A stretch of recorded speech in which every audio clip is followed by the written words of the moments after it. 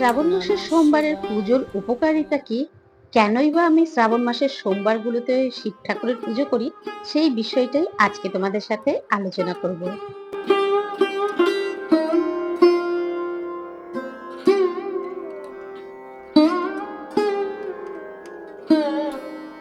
নমস্কার, আমি রিঙ্কু। আমার এই ছোট্ট পরিবারের সমস্ত বন্ধুদের জানাই সাদর আমন্ত্রণ। আশা করছি যে যেখান থেকে দেখছো তোমরা বেশ ভালো আছো, আর আমিও ভালো আছি। আজ শ্রাবণ মাসের দ্বিতীয় সোমবার। সকালবেলা সংসারের সমস্ত কাজ সেরে রান্না কমপ্লিট করে তারপরে চলে এসেছি। জানোই তো সোমবার যেহেতু অফিসও আছে, কিন্তু আজকে একটা সুবিধা ছিল, আমার হাজব্যান্ড বাড়িতেই ছিল, তাই আজকের পুজোর বাজারটা ওই করে এনেছে। তাতে আমার মনটা আরোই বেশি খুশিতে ভরে উঠেছে। আমি যা যা চাই সব টেনে দিয়েছে, সেই কারণে আজকে মন দিয়ে পুজো করতে পারবো। চলো আজ যে বিষয়টা নিয়ে তোমাদের সাথে কথা বলবো বলেছি, সেই বিষয়টাই চলে আসি। কথিত আছে হিন্দু ধর্মে শ্রাবণ মাসকে অত্যন্ত পবিত্র মাস বলে ধরা হয়।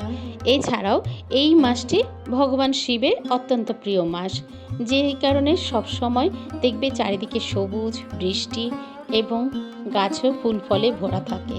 তাতে ভগবান শিবও বেশ সন্তুষ্ট থাকে। সেই কারণে এই সময় যদি পুজো করা হয় ভোলে বাবার, তাহলে ভোলে বাবাও আমাদের উপর সন্তুষ্ট হবেন। এই যে কথাগুলো বলছি, এগুলো কিন্তু প্রত্যেকটাই আমার নিজস্ব চিন্তা ভাবনা।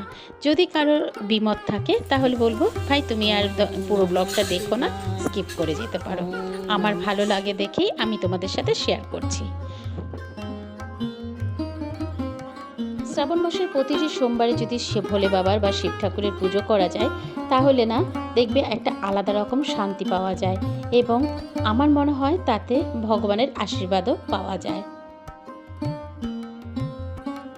অনেক ভক্তেরই বিশ্বাস, এই দিনে আন্তরিক ভরে শিব ঠাকুরের আরাধনা করলে সংসারে সুখ, শান্তি, কল্যাণ বজায় থাকবে এবং মনোবাঞ্ছা পূর্ণ হবে ভগবানের আশীর্বাদে।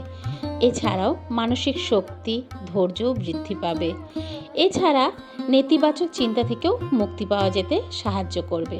পরিবারের সৌন্দর্য, সৌহার্দ্য এবং মঙ্গল কামনা করা হয়। পুজোর সময় শিবলিঙ্গে জল, দুধ, বেলপাতা, ধূত্র ফুল, আকন্দ ফুল, ফল অর্পণ করা হয়। এছাড়াও ওং নমঃ শিবায় মন্ত্র দিয়ে ভগবান শিবের কাছে নিজের ও পরিবারের মঙ্গল কামনা করা হয়। আগের ব্লগে কিন্তু আমি সমস্তটাই শেয়ার করেছিলাম, আমি আজকে এখানে কি কি জিনিস দিয়ে ভগবান শিবকে আরাধনা করলাম বা জলাভিষেক করলাম। তো তোমরা যদি জানতে চাও তাহলে আমার আগের ভিডিওটা দেখে নিও। আর জানো তো, এখনও কিন্তু দুটো সোমবার বাকি আছে। যদিও প্রথম সোমবারটা আমার বিশেষ অসুবিধার কারণে আমি করতে পারিনি, কিন্তু আমি উপোস ছিলাম, কিন্তু জল ঢালিনি। আর দ্বিতীয়টা পুরোটাই করেছি এবং তৃতীয়টাও করতে পারলাম। যাই হোক, মোটামুটি আমার মনের মতন করে ভোলে বাবাকে পুরো স্নান করালাম, শুদ্ধ জল বা গঙ্গা জল দিয়ে, দুধ এবং আরও অনেক কিছুই দিয়ে সবটাই শেয়ার করলাম। এবার ভোলে বাবাকে সুন্দর করে সাজাবো। এই যে আমি উপোস করছি আজকে ভোলে বাবার পুজো করতে গিয়ে, তাতে কিন্তু আমি আজকে সারাদিনে আমি কিন্তু কোনো অন্ন খাবো না, এবং চেষ্টা করব যতটা গিলে বা কাঁচা খাওয়া যায়। কিন্তু একটা জিনিস আমাকে খেতে হয়, সেটা হলো চা। চা ছাড়া আমি থাকতে পারি না। আমি সারাদিনে 2 থেকে 3 বার চা খাই।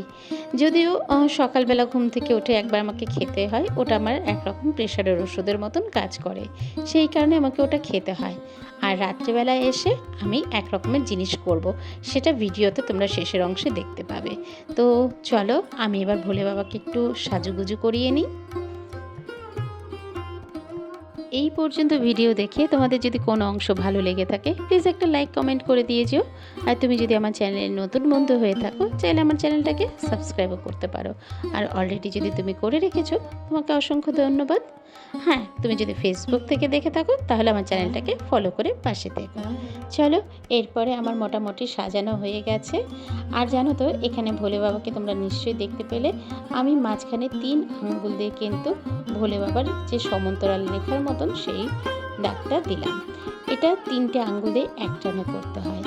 চলো, আমার মোটামুটি গোছানো হয়ে গেছে। এবার চারপাশটাকে পরিষ্কার করে নিয়ে তারপর ওম নমঃ শিবায় বলে তারপর আমি পুজোটা শুরু করছি। আসলে কি বলতো, আমাদের ভগবান শিব অল্পতেই খুশি। তাকে তুমি যেমন ভরে ভক্তি ভরে একটা যদি বেলপাতাও দাও, তাতেও কিন্তু উনি বেশ খুশি হন। ওনার কিন্তু বিশেষ কিছু আড়ম্বরিতা নেই। যাই হোক, এবার পাথরের বাটিতে ওম লিখে তারপরে এর মধ্যে আমি একটা বেলপাতা দেব এবং তারপর ভোলে বাবাকে বসাবো। তারপর সমস্ত এক এক করে ফুল, চন্দন এবং আকন্দ ফুল, ধূত্র গোটা এইসব দিয়ে সাজাবো। জানো তো, আমাদের বাড়িতে ভোলে বাবাকে প্রতিষ্ঠা করে বসানো আছে। আর মা প্রতি বছরই কিন্তু এই শ্রাবণ মাসের উপোস করতেন। সেটা সেই বিয়ের আগের থেকে দেখে এসেছি। সেই কারণেই আমিও জানো তো আমার মায়ের মতনই শ্রাবণ মাসের উপোস করছি। বিয়ের পর এত পারতাম না। বছর 4-5 ধরে আমি কিন্তু এই শ্রাবণ মাসের উপোসটা করছি। আর জানো তো, আমার শাশুড়ি মাও কিন্তু এই উপোস এখনও করে থাকেন। ওনার বয়স কিন্তু প্রায় 80-র কাছাকাছি। তিনি কিন্তু এখনও ভোলে বাবার উপোস করেন এবং যতটা ওনার পক্ষে সম্ভব। তবে ওনাকে আমি একদম না খেয়ে থাকতে দিই না, কিছু না কিছু খেতে বলি। যেমন সারাদিন উনি ভাতই খেয়ে থাকেন, কিন্তু নিরামিষ। এছাড়াও প্রতি সোমবার আমি সারা বছরই নিরামিষ খেয়ে থাকি। সেই কারণে আমাদের এটা খুব একটা অসুবিধা হয় না। তোমাদের সাথে কথা বলতে বলতে আমার ভোলে বাবার কিন্তু একদম রাজবেশ কমপ্লিট। আর আজকে যে নীল ফুলগুলো দেখছো, সেগুলো কিন্তু আমার গাছের নীল ফুল বা অপরাজিতা ফুল। এই গাছটা কিন্তু বেশ এখন ফুল দিচ্ছে। মাঝখানে কদিন একটু কম দিচ্ছিল, আবার ফোটা শুরু করেছে। আর বলো তো, আমার ভোলে বাবাকে কেমন লাগছে? ওফ, চোখ যেন ফেরানো যাচ্ছে না। চলো, মোটামুটি পুজো আমার কমপ্লিট। ওম নমঃ শিবায় বলে এবার উঠে পড়বো। বাকিটা শাশুড়ি মা আবার পুজো করবেন। আর তারপর আমি রেডি হয়ে অফিসের দিকে যাচ্ছি। এই যে দেখতে পেলাম নিচে গাছটার মধ্যে কিছুটা ফুল ফুটে আছে, চট জলদি সেটাকে তুলে নিয়ে শাশুড়ি মাকে দিয়ে আসলাম। আমি কিন্তু অফিসে যাওয়ার সময় সাবু, কিছু ফল ফলাদি সবটাই কিনে নিয়ে যাব, যেটা আমি দুপুরের লাঞ্চ হিসাবে করব। যাই হোক, মোটামুটি আমার সমস্ত কিছু গুছিয়ে টুছিয়ে আবারও বেরিয়ে পড়লাম অফিসের উদ্দেশ্যে। তবে আমি একদম নির্জলা করতে পারি না। কেন বলো তো, মাঝে মাঝেই তো আমাকে অফিসের কাজে এদিক ওদিক ছুটতে হয়। তো সেই কারণে তখন যদি শরীর খারাপ লাগে, সেই ভয় পেয়ে আমি সারাদিন ওই সাবু মাখা খেয়ে আর কিছুটা চা খেয়েছিলাম।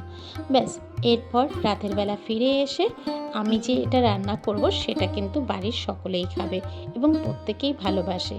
প্রথমে মুগ ডালকে হালকা করে ভেজে নিয়েছি, তারপর এদিকে জল গরম হচ্ছিল, তাতে মুগ ডালটা দিয়ে দিলাম। এরপর গোবিন্দভোগ চালও তার মধ্যে দিয়ে দিলাম। এরপর কিছুটা আলু আর কুমড়ো কেটে নিলাম, সেটাও দিয়ে দেব। আর লাস্টে দেব কাঁচা লঙ্কা। এটা হচ্ছে আমার ছেলে ভোগের প্রসাদ নাম দিয়েছে। এটা সেই ছোট্ট থেকে ও এটাকে ভোগের প্রসাদ বলেই ডাকে।